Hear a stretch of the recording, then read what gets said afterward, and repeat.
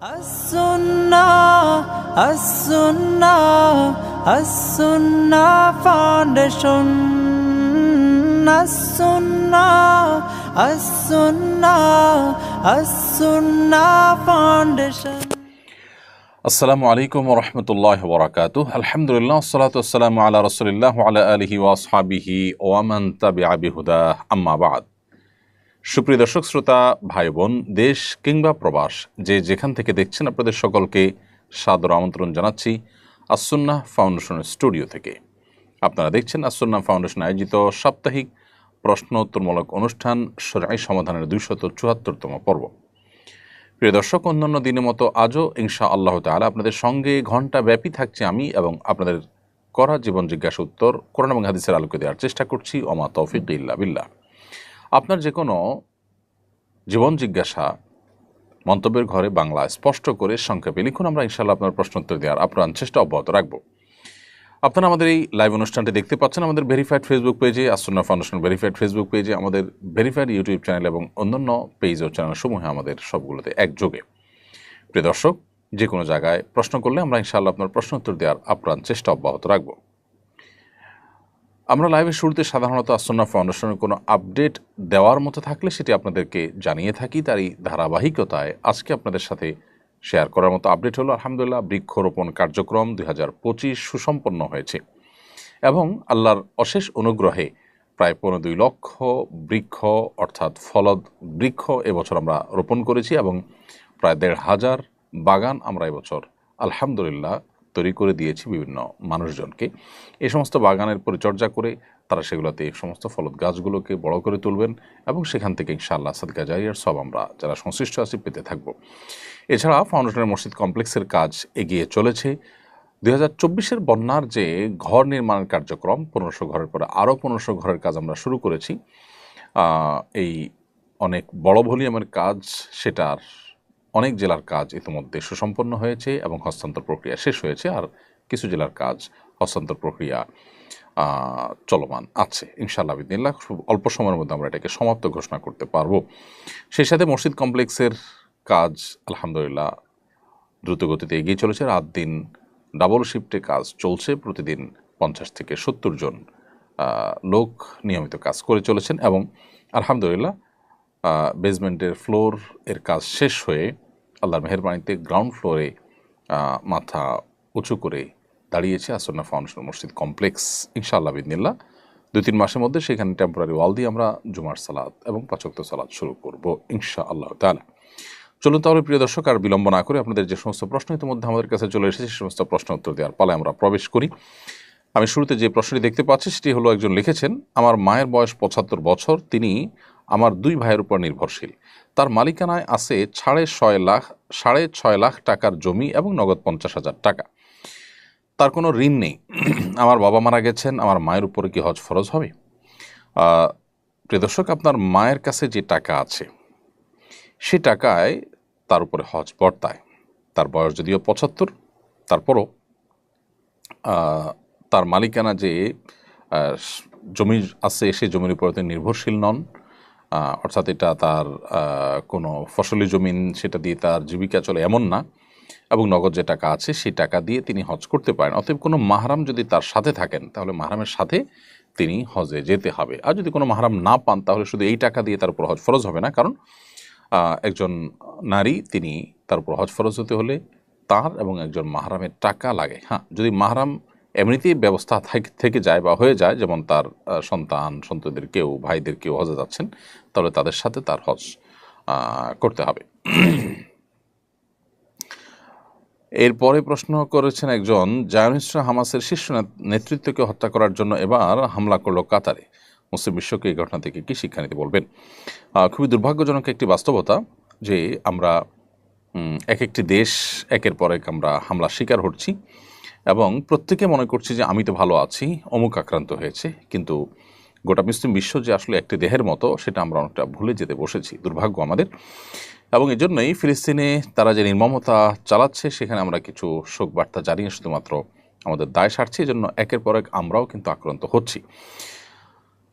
এই ইহুদিবাদী রাষ্ট্র তারা তাদের যে হামলাকে প্রসারিত করছে এবং বিভিন্ন দেশগুলোতে, স্বাধীন দেশগুলোতে তারা হামলা করছে। এখান থেকে আমাদের বার্তা নেওয়ার আছে অনেক। কাতার আমেরিকার ঘনিষ্ঠ মিত্র দেশগুলোর মধ্যে থেকে একটি, আবার এদিকে জায়নবাদী এই রাষ্ট্রটিও আমেরিকার খুব কাছের দেশ এবং আমেরিকার নির্দেশের বাইরে তারা সাধারণত চলে না, যা কিছু করে তারা সলা পরামর্শ করেই করে। এর মানে দাঁড়ালো যে আল্লাহ তাআলা কোরআনে যে বারবার করে বলেছেন যে ইহুদি খ্রিস্টানরা কখনোই তোমাদের উপরে সন্তুষ্ট হবে না, মুসলমানরা যতক্ষণ পর্যন্ত তাদের ধর্মে তোমরা দীক্ষিত হয়ে না যাও, তোমাদের সাথে তারা উপরে মিত্রতা বা বন্ধুত্ব এটা স্থাপন করবে, তলে তলে তোমাদেরকে ধ্বংস করবার জন্য তারা ঐক্যবদ্ধ। সেটার আরেকটা বাস্তব উদাহরণ আমরা দেখতে পারলাম। তাছাড়া যে পৃথিবী আমাদেরকে আইন এবং বিচারের প্রতি শ্রদ্ধাশীল থাকতে বলে, যে পৃথিবী আমাদেরকে বলে মব করা যাবে না, আইন এবং বিচারের ভার নিজের কাঁধে তুলে নেওয়া যাবে না, সে পৃথিবী যখন যে কোনো দেশের উপরে যে কোনো অভিযোগ দিয়ে অমুক আছে সেখানে তমুক আছে সেখানে সেটা প্রমাণ হোক বা না হোক, সেখানে তারা নিজেদের মতো করে হামলা করতে পারছে, কারণ তারা শক্তিশালী দেশ। তার মানে নীতিবাক্যগুলো শুধুমাত্র দুর্বল দেশগুলোর জন্য। আজকে যে পৃথিবীটাকে আমরা সভ্য বলছি, তাদের এ ধরনের কর্মকাণ্ড থেকে এই পৃথিবীর আসল চেহারা, আসল চরিত্র আমরা আরেকবার চিনলাম। অতএব আমাদের রিয়েলাইজ হওয়া দরকার, আমাদের চিন্তার জগতে পরিবর্তন আনা দরকার যে আমরা আসলে ইসলাম ছাড়া অন্য যত মুখরোচক বা চকচকে তকতকে যে সভ্যতা আমরা দেখতে পাচ্ছি, এই সভ্যতা আসলে অসভ্যতায় পরিপূর্ণ। এটা সভ্যতার মোড়কে শুধুমাত্র অসভ্যতাকে ধারণ করছে। বিধায় এখান থেকে আমাদের শিক্ষা গ্রহণ করা উচিত, আরব দেশগুলো শিক্ষা গ্রহণ করা উচিত মুসলিমদের ঐক্যবদ্ধ হওয়ার জন্য।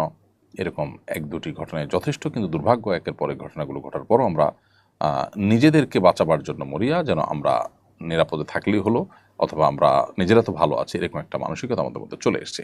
আল্লাহ রাব্বুল আলামিন আমাদেরকে হেফাজত করুন, মুসলিম মিল্লাতকে আল্লাহ তাআলা হেফাজত করুন। হৃদয় লিখেছেন, আমি হিন্দু থেকে মুসলমান হয়েছি, আমার জন্য কি সুন্নতে খাতনা করা বাধ্যতামূলক? সুন্নতে খাতনা করা সুন্নতে মুআক্কাদা এবং ইসলামের প্রতীকী বিষয়, এমন একটা বিষয় যেটাকে শিআর ইসলাম হিসাবে আখ্যায়িত করা হয়েছে, এবং নবী সাল্লাল্লাহু আলাইহি ওয়াসাল্লাম এটাকে সুন্নাহের ফিতরাহ বা একেবারে প্রকৃতিগতভাবে সমস্ত পূর্বের নবী রাসূলদের কমন সুন্নাহর অন্তর্ভুক্ত বলে তিনি আখ্যায়িত করেছেন, জানিয়েছেন। সেজন্য কোনো মানুষ যদি প্রাপ্তবয়স্ক হওয়ার পরও ইসলাম গ্রহণ করে, তাহলে সেই বয়সেও তাকে খাতনা, সুন্নতে খাতনা করানোর উদ্যোগ নিতে হবে। সেই হিসাবে আপনি ইসলামের ছায়াতলে এসেছেন। আল্লাহ তাআলা আপনাকে অটল অবিচল থাকার তৌফিক দান করুন। আপনাকে আমরা আহলান ওয়া সাহলান জানাই, সেই সাথে আপনার সুন্নতে খাতনা করানো দরকার। এরপরে প্রশ্ন করেছেন, 12 রবিউল আউয়াল একজন পীর ও বক্তা বলেছেন ঈদে মিলাদুন্নবী লাইলাতুল কদরের চেয়েও উত্তম, এটা কোরআন সুন্নাহ সম্মত কিনা? একজন সাধারণ মুসলিম মাত্রই জানেন যে আল্লাহ তাআলা কোরআনে কারিমে বলেছেন লাইলাতুল কদরে খায়রুম মিন আলফি শাহর, লাইলাতুল কদর হাজার মাসের চাইতে উত্তম। লাইলাতুল কদরের ফজিলত সম্বলিত সূরা, স্বতন্ত্র সূরা কোরআনে যেখানে আছে, আরও একাধিক আয়াত আছে, বহু হাদিস আছে, এবং হাদিস এবং কোরআনকে একসাথে করলে দেখা যায় লাইলাতুল কদরের যে ফজিলত হাজার মাস ইবাদতের চাইতে বেশি উত্তম।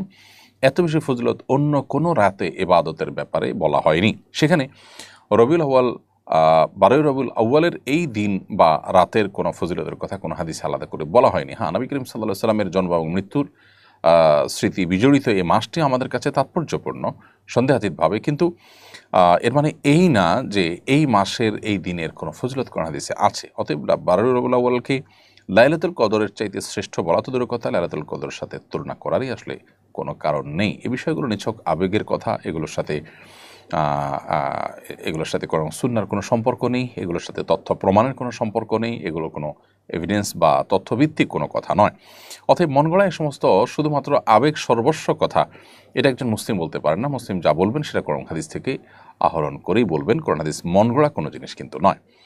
সুরাইয়া আফরা আপনি লিখেছেন, নামাজে সানা পড়া কি ঠিক না? হ্যাঁ, অবশ্যই নামাজ সানা তো পড়তে হবে, শুধু ঠিক না কেন, বরং নামাজ সানা পড়াটাই তো কাঙ্ক্ষিত এবং প্রত্যাশিত এবং হাদিস নির্দেশিত। তবে কোনো কারণে কেউ যদি সানা না পড়েন বা পড়তে ভুলে যান, তাহলে তিনি গুনাহগার হবেন না, তার নামাজ হয়ে যাবে। কিন্তু সুন্নার ব্যতিক্রম হলো একটা সুন্নাহ ছুটে গেল, কোয়ালিটি একটু কমে গেল, জাস্ট এটুকু।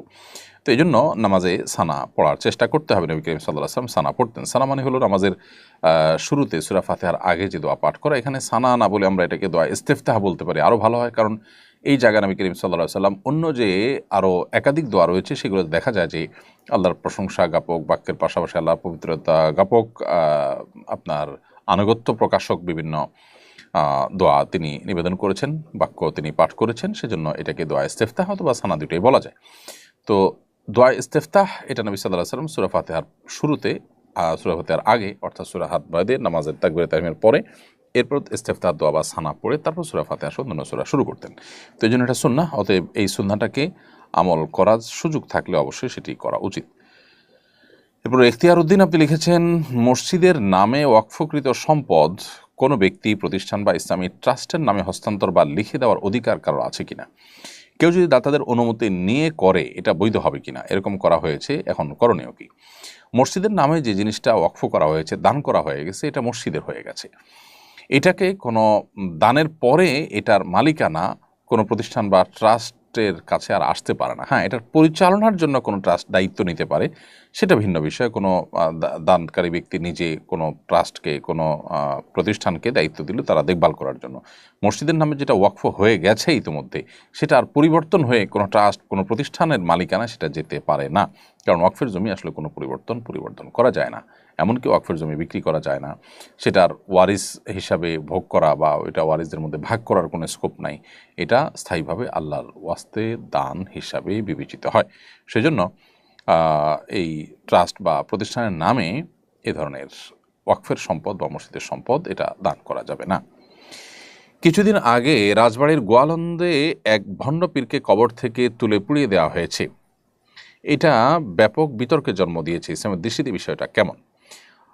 দেখুন, এখানে কয়েকটা দিক আমাদের দেখতে হবে। সর্বপ্রথম যে দিকটি কথা বলতে চাই সেটি হলো যে, যার ব্যাপারে নানা অভিযোগ স্থানীয় আলেমুলামা, ধর্মপ্রাণ মানুষ দীর্ঘদিন থেকে করে এসেছেন, অভিযোগগুলো খুবই গুরুতর। দুর্ভাগ্য যে এই অভিযোগগুলো আমল নিয়ে যথাযথ করণীয় নির্ধারণ করার বিষয়ে প্রশাসন চরম ব্যর্থতার পরিচয় দিয়েছে, যার ফলশ্রুতিতে একটি অনাকাঙ্ক্ষিত পরিস্থিতি তৈরি হওয়ার স্কোপ তৈরি হয়েছে। যে সমস্ত বিষয়গুলো তার ব্যাপারে দীর্ঘদিন পর্যন্ত স্থানীয় ওলামায়ে কেরাম, স্থানীয় ধর্মপ্রাণ মানুষেরা অভিযোগ জানিয়ে আসছে, তার মধ্যে একটা হলো যে সেই লোক কাবার আদলে তার কবর নির্মাণ করার ব্যবস্থা সে করে গেছে এবং সেটা হয়েছে, এবং নিজেকে ইমাম মাহাদি দাবি করেছে এবং ভক্তকুলের জন্য আলাদা কালেমা তৈরি করেছে, লা ইলাহা ইল্লাল্লাহ মাহদি রাসূলুল্লাহ, এরকম কালেমাত সে প্রস্তুত করেছে এবং কোরআনকে ভোজ পাতা বলে অবজ্ঞা করেছে। ঈসা আলাইহিস সালামের দীক্ষা দেওয়ার আড়ালে মানুষকে খ্রিস্টান বানাতো তার ছেলে মেহদি নূর তারেস। এর বাইরে পত্রিকার সূত্রে এবং স্থানীয়দের দাবি অনুযায়ী নুরাল পাগলার ভক্তরা নামাজ আদায় করতো তার কেবলার দিকে, তার কবরের দিকে ফিরে। এই যে বিষয়গুলো, এতগুলো বিষয় যেখানে হয়েছে, সেখানে স্থানীয় আলেমগণ বারবার করে প্রশাসনকে জানিয়েছেন, ওলামায়ে কেরামের বিষয়টি বারবার উঠে এসেছে, কিন্তু দুর্ভাগ্য যে এটা নিয়ে তারা তেমন কোনো মাথা ব্যথা করেনি। অথচ এর প্রত্যেকটা বিষয় সাধারণ মানুষের হৃদয় রক্তক্ষরণ হওয়ার মতো।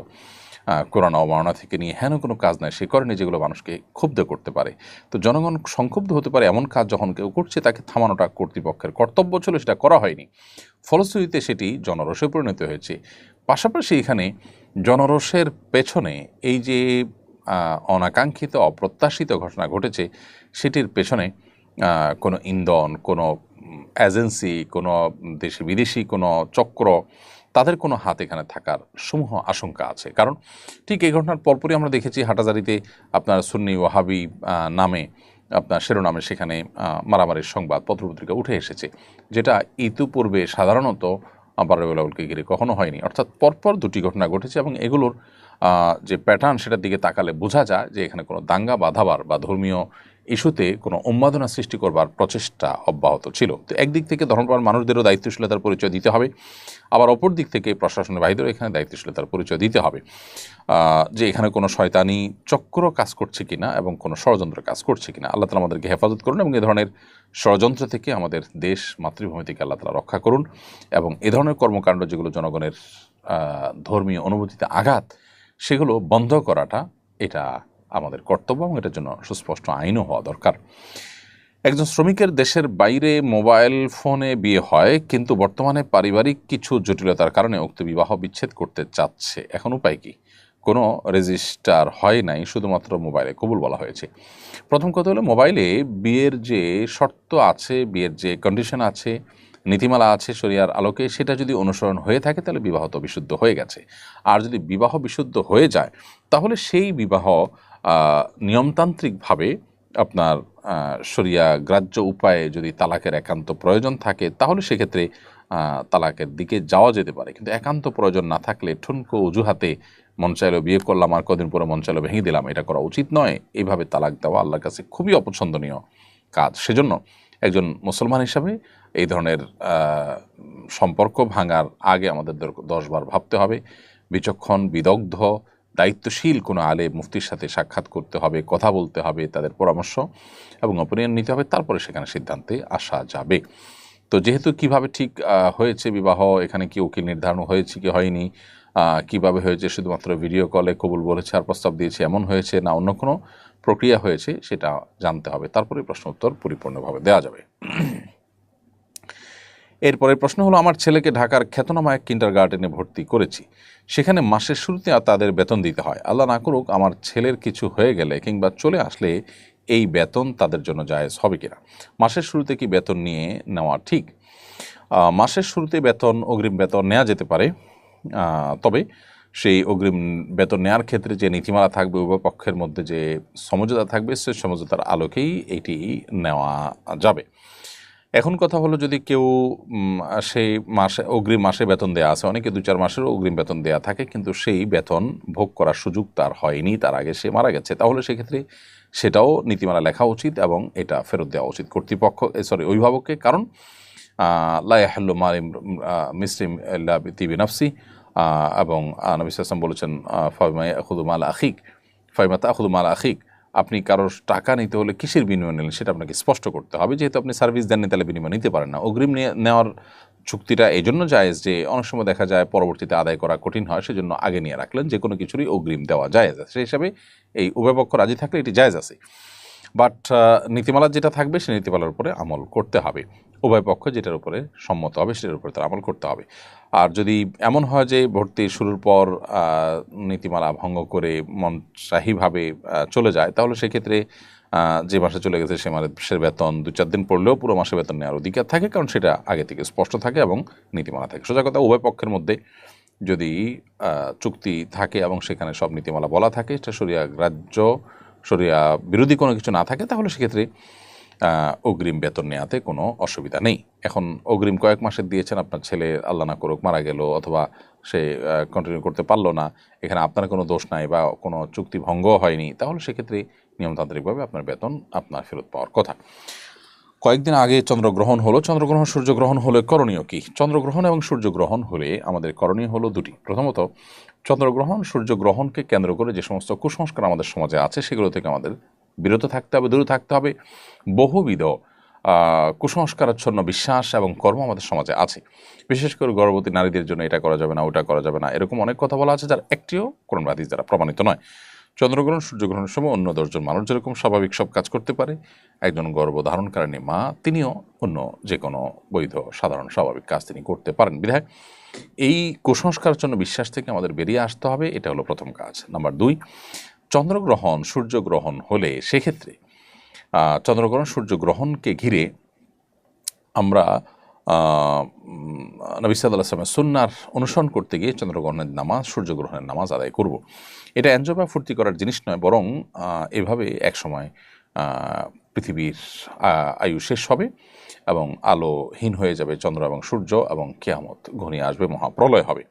তো একজন ঈমানদার এরকম পরিস্থিতিতে আল্লাহর এই দুটি সৃষ্টি, যে দুটি সৃষ্টি আমাদের বেঁচে থাকার জন্য অপরিহার্য, সেগুলোর সাময়িক যে আলো কমে যাওয়া, নিভে যাওয়া, সেটার জন্য নবী সাল্লাল্লাহু আলাইহি ওয়াসাল্লাম সুন্নাহর আলোকে আমাদেরকে নামাজ পড়তে হবে এবং আল্লাহর দিকে ধাবিত হতে হবে। একজন ঈমানদার সেই কাজটি তিনি করবেন। এরপরে আদিবা ইসলাম লিখেছেন, আমার একটি সন্তান হয়, 4 দিনের দিন মারা যায়, আজকে 22 দিন হয়েছে। সবাই বলছে 40 দিনের আগে কবরস্থানে যেতে পারবো না, ইসলাম কি বলে? প্রথম কথা হলো যে যিনি প্রশ্নটি লিখেছেন বোন আদিবা ইসলাম, আপনি নারী হিসাবে কবরস্থানে যাওয়ার ব্যাপারে সেটা আপনাকে উৎসাহিত করে না, বরং আপনি দূর থেকে সন্তানের জন্য দোয়া করবেন। আর আপনার স্বামী বা পরিবারের অন্যান্য লোকজন যে কেউ কবরস্থানে তারা যেতে পারেন, সেটা যেদিন কবরস্থ করেছেন সেদিন থেকে নিয়ে যে কোনো দিন তারা যেতে পারেন। 40 দিনের আগে কবরস্থানে যাওয়া যাবে না, এরকম কোনো কথা নেই, এটা নিছকই মন গড়া কথা। অতএব এটি আমাদেরকে খেয়াল রাখতে হবে। আর তাছাড়া নারী হিসাবে বোন আদিবা ইসলাম, আপনি আমাদের নবী করিম সাল্লাল্লাহু আলাইহি ওয়াসাল্লামের যে হাদিস রয়েছে সেটার আলোকে কবরস্থানে যাওয়া থেকে আপনি বিরত থাকাটাই হলো সেফ। কারণ এই ক্ষেত্রে ওলামা ইকরামের দুটি মত আছে। অনেক ওলামা ইকরাম বলেছেন যে তারা যদি ভেঙে পড়ার আশঙ্কা না থাকে বা যে কোনো পরিবেশ তৈরি হওয়ার আশঙ্কা না থাকে তারা যেতে পারেন, তবে অনেক বেশি যেতে ইসলাম নিরুৎসাহিত করেছেন। জাওয়ারাতুল কুবুর বা অনেক বেশি মহিলারা কবর জিয়ারত করে যারা, তাদের প্রতি ইসলাম বদদোয়া করেছেন এবং তাদেরকে নিরুৎসাহিত করেছেন। তো সেই জন্য এটা না করা উচিত। আর অনেক ওলামা ইকরাম বলেছেন না, সাধারণভাবে তাদের এটা অ্যাভয়েড করা উচিত। গ্যাঞ্জামের জায়গা এবং অনেক মানুষের ভিড় এর মধ্যে তাদের যাওয়া এবং তাদের নিজেদেরকে ধরে রাখার ব্যাপারটা নিয়ে আশঙ্কা আছে এবং তারা ভেঙে পড়ার আশঙ্কা আছে, এই জন্য নবী সাল্লাল্লাহু আলাইহি ওয়াসাল্লাম নিষেধ করেছেন। তো দুই রকমের ব্যাখ্যাই আছে এবং দুই মতের আলোকেই আপনার একান্ত যদি নিজে ভেঙে পড়ার আশঙ্কা থাকে তাহলে আপনার সেখানে যাওয়া থেকে বিরত থাকা উচিত। আর এমনিতেই সাধারণভাবে যাওয়া থেকে বিরত থেকে বাবাকে পাঠানো, আপনি দূর থেকে দোয়া করা, এটাই হলো উত্তম। তারপরও খুব কাছাকাছি গেলেন কবরস্থানে, বাইশের থেকে তাকে দেখলেন, অবলোকন, এটা কারোর মতেই কিন্তু নিষেধ নয়। নওশাদ আলী লিখেছেন, ইংরেজি বা বিদেশি কোনো বই অনুবাদ করে প্রকাশ করার আগে যদি মূল লেখক বা প্রকাশকের অনুমতি না নেওয়া হয় তাহলে কি এই আয় ইসলামের দৃষ্টিকোণ থেকে হালাল হবে? বিশেষ করে যদি অনুমতি নেওয়া প্রায় অসম্ভব হয় এবং অনুবাদ ও প্রকাশকের উদ্দেশ্য ভালো হয়, ইসলামী শরিয়া অনুযায়ী এই আয় বৈধ হবে কিনা? কিছু কিছু বই আছে যে বইয়ের লেখক অনেক পুরাতন, অনেক প্রাচীন, তাদের লেখক কোনো খুঁজে বের করা হদিস পাওয়া সম্ভব নয় এবং তারা খুব মুখলিস, নিষ্ঠাবান, আল্লাহর জন্য লিখেছেন ধর্মীয় বই, ইসলামিক বই, এরকম অনেক লেখক আছেন। সেগুলো যে কেউ অনুবাদ করতে পারেন, অনুবাদের মান বজায় রেখে লেখকের কথার ভুল ব্যাখ্যা যেন না হয়, ভুল অর্থ যেন না হয়, সেদিকটা খেয়াল করে করতে পারেন। আর বর্তমান পৃথিবীতে যে সমস্ত বইগুলো পাওয়া যায় বিভিন্ন ভাষায়, সেই বইগুলোর প্রকাশক বা লেখক কারোর সাথে যোগাযোগের কোনো উপায় না থাকলে মানুষের কল্যাণের উদ্দেশ্যে সেটা অনুবাদ করলে সেটি জায়েজ হতে পারে। তবে যখনই তাদের সন্ধান পাওয়া যাবে তাদের সাথে যোগাযোগ করতে হবে এবং তাদের কোনো হক দাবি দেওয়া আছে কিনা সেটা দেখতে হবে। আর যদি বইয়ের মধ্যে লেখা থাকে বা কোনোভাবে এটা বলা থাকে যে এটা লেখক কোনোভাবে লেখক বা প্রকাশক অনুমতি দিচ্ছেন না, তাদের এখানে কমার্শিয়াল স্বার্থ আছে, তাদের এখানে ফান্ড ইনভেস্ট করা আছে, অন্য কেউ করলে তাদের ক্ষতি হতে পারে, সেই জায়গা থেকে তারা যদি কোনোভাবে নিষেধ করেন এবং নিষেধাজ্ঞা কোনোভাবে থাকে তাহলে সেক্ষেত্রে আপনি কোনোভাবেই তাদের অনুমতি ছাড়া এটা প্রকাশ করতে পারবেন না। সম্প্রতি আপনি হংকং ইসলামী সম্মেলনে অংশ নিয়েছেন বলে পত্রপত্রিকা দেখলাম। সেখানকার আর্থসামাজিক অবস্থা, সেখানকার মুসলিমদের জীবন আচার, সংস্কৃতি এবং দাওয়াতি কাজের অবস্থা সম্পর্কে আপনার পর্যবেক্ষণ জানাবেন। হংকং পৃথিবীর উন্নত দেশগুলোর একটি, আমরা জানি পৃথিবীর ছোট দেশগুলোর একটি, খুবই ছোট, আমাদের ঢাকা শহরের সমান প্রায় পুরো দেশ। কিন্তু এই দেশে আলহামদুলিল্লাহ মুসলিমরা দীর্ঘদিন থেকে বসবাস করছেন এবং 2 লক্ষের বেশি মুসলমান আছে। 70 লাখ মানুষের মধ্যে 2 লক্ষের বেশি মুসলমান আছেন এবং এই মানুষগুলোর মধ্যে বেশিরভাগই পাকিস্তানি এবং এর বাইরে ইন্দোনেশিয়ান আছে কিছু, আর বাংলাদেশি মাত্র 1002 মানুষ আছেন, যারা বেশিরভাগই ব্যবসায়ী মানুষ এবং অনেকে আছেন ইউনিভার্সিটিতে বিভিন্ন ফ্যাকাল্টিতে তারা পড়াশোনা করছেন, অনেকে পিএইচডি গবেষক।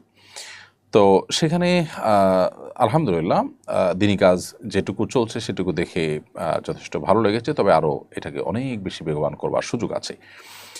আমরা যারা সেখানে থাকবো তারা দাওয়াতে নিয়োজিত থাকবো, সে কথা বারবার আমরা তাদেরকে বলার চেষ্টা করেছি এবং সেখানে মানুষ তুলনামূলকভাবে আপনার অন্যান্য যে অমুসলিম কান্ট্রিগুলো আছে, বিশেষ করে পশ্চিমে, সেগুলোর তুলনায় এখানে মুসলমানরা এখানে অন্য ধর্মাবলম্বীরা তারা ইসলামের ব্যাপারে যথেষ্ট আন্তরিক এবং সহযোগিতার মানসিকতা রাখে, অর্থাৎ তারা ইসলামফোবিক না অন্যদের মতো। সে সমস্ত দিক থেকে এটা যথেষ্ট ভালো লাগার মতো একটা জায়গা মনে হয়েছে। আমরা দোয়া করি সে মাটিকে আল্লাহ তাআলা দ্বীনের জন্য, ইসলামের জন্য কবুল করুন। ইসলামের পক্ষ থেকে মুসলমানরা যেন সর্বোত্তম রিপ্রেজেন্টেটিভের ভূমিকা তারা যেন পালন করতে পারেন। আয়েশা হুমায়রা আপনি লিখেছেন যে আত্মীয় সুদ খায় বলে আমি জানি, তাদের বাসায় বেড়াতে গেলে খাবার না যেহেতু বাসা এক উঠানে। আমার মনে হয় প্রশ্নটি আপনার পুরো স্পষ্ট হয়নি। আমি যেটুকু বলছি সেটার আলোকে আপনি জবাব দেওয়ার চেষ্টা করছি। আত্মীয় সুদ খায় আপনি জানেন, তার বাসা বেড়াতে গেলে আপনার খাবার খাবেন কি না এটা যদি আপনার জানার বিষয় হয় তাহলে তার উত্তর হবে যে তিনি সুদের কারবার করেন, এটা দিয়ে তার উপার্জন চলে, অন্য কোনো উপার্জন নেই, এমত অবস্থায় তার বাসায় আপনি গেলে খাওয়া উচিত হবে না। আর যদি সুদের কারবার এর পাশাপাশি অন্যান্য উপার্জনও থাকে তাহলে তার বাসায় গেলে আপনি খেতে পারেন, সেটা আপনার জন্য জায়েজ হবে। এছাড়া এমনি আসা যাওয়া সম্পর্ক রাখা সেগুলোতে মৌলিকভাবে কোনো নিষেধাজ্ঞা বা বাধা নেই।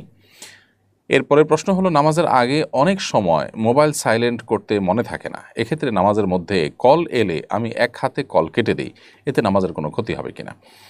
কোনো অসুবিধা নেই, বিশেষ করে যদি আমলে কাসির এর পর্যায়ে না হয়। অর্থাৎ আপনি যদি মোবাইলের সে কল কাটতে গিয়ে মোবাইল বের করেন, দেখেন, অনেক নাড়াচাড়া করেন এবং এমন কিছু করেন যেটা দেখে আপনার মুড দেখে আপনি কি নামাজে নাকি নামাজের বাইরে সেটা স্পষ্ট না হয়, এরকম যদি হয় তাহলে সেক্ষেত্রে আপনার এই নামাজ আপনার আর থাকবে না, বরং এটা নষ্ট হয়ে যাবে, কারণ আমলে কাসির হলে নামাজ ভঙ্গ হয়ে যায়। অথবা আপনি আলতোভাবে শুধুমাত্র এক হাত দিয়ে, এক হাত বাঁধা আছে আর এক হাত দিয়ে কেটে দিলেন অথবা বন্ধ করে দিলেন, সেটা আপনি করতে পারেন পকেটে হাত ঢুকিয়ে বা বাহির থেকে, সেটাতে অসুবিধা নেই। কিন্তু অনেক বেশি যদি আপনি মোবাইল দেখাদেখি করেন এমনভাবে যেটা দেখে আপনার নামাজের বাইরে আছেন কিনা সেরকম একটা অবস্থা যদি বোঝা যায়, তাহলে কিন্তু নামাজ নষ্ট হয়ে যাবে। এরপরে প্রশ্ন করেছেন, বয়োবৃদ্ধ হয়ে আমাদের একজন খালার স্বামী মারা গেছেন, সর্বনিম্ন কতদিন ইদ্যত পালন করতে হবে? বেশি দিন ইদ্যত পালনে তার চাকরি চলে যাওয়ার অবস্থা হতে পারে, কিন্তু তার পারিবারিক দিক বিবেচনা করে তার চাকরিটা করা অতি প্রয়োজনীয়। বৃদ্ধ হয়ে যদি কেউ মারা যান তাহলে সেক্ষেত্রে তার স্ত্রী নিশ্চিতই বৃদ্ধা, তো এই ক্ষেত্রে তার উপার্জন করা বা চাকরির উপর নির্ভর করার বিষয়টা কেন এত বেশি গুরুত্বপূর্ণ সেটা পরিষ্কার নয়। তার সন্তান সন্ততি, তার আত্মীয় স্বজন, তাদের উপরে তো তার ভরণ পোষণ দেওয়া এমনি দায়িত্ব। এরপরে তিনি সিনিয়র হওয়াতে, বয়স বেশি হওয়াতে তাদের উপরে দায়িত্বটা তো আরও বেশি চলে আসে এবং এই দায়িত্বটা তো পালন হওয়ার কথা। তাহলে সেক্ষেত্রে কেন তাকে চাকরি করতে হবে, ঠিক আমি পরিষ্কার বুঝতে পারলাম না। বাকি আল্লাহ তাআলার ফরজ বিধান এবং আল্লাহর আবশ্যিক নির্দেশ হলো যে স্বামী মারা গেলে স্ত্রী 4 মাস 10 দিন ইদ্যত পালন করতে হবে। প্রয়োজনে ছুটি নেবেন না, চাকরি করবেন না, বিকল্প কোনো পথ ব্যবহার করবেন। কিন্তু যদি তার না খেয়ে মারা যাওয়ার আশঙ্কা, না খেয়ে থাকতে হবে এরকম পরিস্থিতি তৈরি হয়, তাহলে যেটুকু প্রয়োজন সেটুকু কাজ তিনি করতে পারবেন। আমি স্বামী সন্তান নিয়ে ঢাকায় থাকি, মাঝে মাঝে ননদদের ফোন করি, কিন্তু তারা ধরেন না বা নিজেরা কোনোদিন কলও করেন না। তো অভিযোগ করেন আমি নাকি তাদের খোঁজ নেই না, এতে তাদের হক নষ্ট হয়। যদি আত্মসম্মানের কারণে আমি ফোন করা বন্ধ করি, তাহলে কি তাদের হক নষ্ট হবে? ভাইয়ের বউয়ের উপর ননদের কি কি হক রয়েছে? সত্যি বলতে ননদদের হক বলতে শুধুমাত্র তাদের সাথে দুর্ব্যবহার না করা, স্বামীর বোন হিসাবে তাদের সাথে স্বাভাবিক আচরণ করা, এটা কর্তব্য। তাদের ভাই যদি তাদেরকে কিছু দিতে যায়, তাহলে সেক্ষেত্রে খুব বেশি অন্যায় কিছু না হলে সাধারণভাবে কিছু দিতে গেলে সেখানে বাধা না দেওয়া, হিংসা না করা, বাস এটাই। এর বাইরে আলাদা করে তাদের কোনো প্রাপ্য আসলে নেই। আমাদের সমাজে যেভাবে মনে করা হয় যে স্বামীর বোন হলে তাদের অনেক খোঁজখবর নিতে হবে, অথচ এর বিপরীতটা যদি হয় তাহলে সেক্ষেত্রে আমরা কিন্তু এইভাবে ভাবি না। অর্থাৎ স্ত্রীর ভাই বোনের ব্যাপারে কিন্তু এরকম কোনো কর্তব্য আছে বলে সমাজ মনে করে না, তো এটা ভুল আসলে। স্বামী স্ত্রী পরস্পরের প্রতি সুসম্পর্ক বজায় রাখার খাতিরেই কিন্তু নিজের জীবনসঙ্গীর আত্মীয় স্বজনের সাথে সদ্ব্যবহার, সঠিকভাবে যোগাযোগ এটা করবেন। একই কথা ননদের জন্য প্রযোজ্য, তারা ভাইয়ের সাথে সুসম্পর্ক বজায় রাখার খাতিরে হলেও ভাবির সাথে যোগাযোগ করবেন। এখানে শুধুমাত্র আমার দেশে বউ হয়ে কেউ কোনো বাড়িতে গেলে তার কাছ থেকে সবাই প্রত্যাশা করে এবং তার প্রতি দায়িত্বশীলতার ব্যাপারটা কেউ মাথায় রাখে না। সত্যি এবং প্রকৃত অর্থে বলতে গেলে এখানে আসলে তার সেরকম কোনো দায়িত্বই নেই, শুধুমাত্র সদাচরণ করবেন এবং তাদের কোনো ক্ষতির কারণ হবেন না, সেটা হলো মূল বিষয়। আর এমনকি তাদের সাথে যোগাযোগ নাও হয়, তার রক্ত সম্পর্কে আত্মীয় যেহেতু সরাসরি নন, অতএব সেটা আত্মীয়তার সম্পর্ক ছিন্ন করার গুণাও কিন্তু হবে না। সামনে দুর্গাপূজা, এ উপলক্ষে অনেক কোম্পানি তাদের পণ্য ডিসকাউন্ট দিচ্ছে, ডিসকাউন্ট গ্রহণ বা কোনো পণ্য কেনা যায় হবে কিনা? উত্তর হলো যে দুর্গাপূজা উপলক্ষে কোনো পণ্য আপনার কেনা বা কোনো ডিসকাউন্ট কোনো কোম্পানি দিলে সেটা গ্রহণ করাতে মৌলিকভাবে কোনো অসুবিধা নেই, কারণ এখানে আপনি কোনো অন্যায়ের প্রত্যক্ষ কিংবা পরোক্ষ কোনোভাবে সহযোগী হচ্ছেন না। অর্থাৎ আপনি ডিসকাউন্ট গ্রহণ করাতে কিছু আসছে যাচ্ছে না, কোনো অন্যায় হচ্ছে না, সেজন্য এটা মৌলিকভাবে কোনো নিষিদ্ধ বিষয় নয়, না জায়েজ কোনো বিষয় নয়, এটা আপনার জন্য হালাল হবে। যদি আপনার এই ডিসকাউন্ট গ্রহণ করাটা তাদের সেই কাজে, অর্থাৎ পূজার কাজে, শিরকের কাজে সহযোগিতা হতো, উৎসাহ দেওয়া হতো, সেটা ভিন্ন বিষয়। সেরকম কিছু যেহেতু হচ্ছে না, অতএব এটা কিন্তু আপনার জন্য নাজায়েজ হবে না। প্রিয় দর্শক, দেখতে দেখতে অনুষ্ঠানের ঠিক মাঝামাঝি পর্যায়ে আমরা এসে পৌঁছেছি। সময় হয়েছে ছোট একটি বিরতিতে যাওয়ার। বিরতির থেকে আমরা ইনশাআল্লাহ আবারও ফিরে আসছি আপনাদের সঙ্গে শরীর সমাধান অনুষ্ঠানে। আশা করছি আমাদের সাথেই থাকবেন। ব্যক্তি স্বাবলম্বী না হলে পরিবার এগোবে না, পরিবার না এগোলে সমাজ এগোবে না, সমাজ না এগোলে রাষ্ট্র থমকে দাঁড়াবে। তাই ব্যক্তিকে স্বাবলম্বী করে তুলতে আস-সুন্নাহ ফাউন্ডেশন স্বাবলম্বীকরণ প্রকল্প হাতে নিয়েছে কয়েক বছর আগে। এই প্রকল্পের আওতায় শুধু 2024 সালেই 2052 জনকে 30,000 টাকা মূল্যের স্বাবলম্বী উপকরণ দেওয়ার পর বেশিরভাগই ঘুরে দাঁড়িয়েছে। 2025 সালে দক্ষ দরিদ্র জনগোষ্ঠীকে 50,000 থেকে 3 লক্ষ টাকা মূলধন উপকরণ দেওয়ার কার্যক্রম ইতোমধ্যেই শুরু হয়েছে। অসহায় এই সব মানুষের ঘুরে দাঁড়ানোর গল্পে আপনিও অংশীদার হন।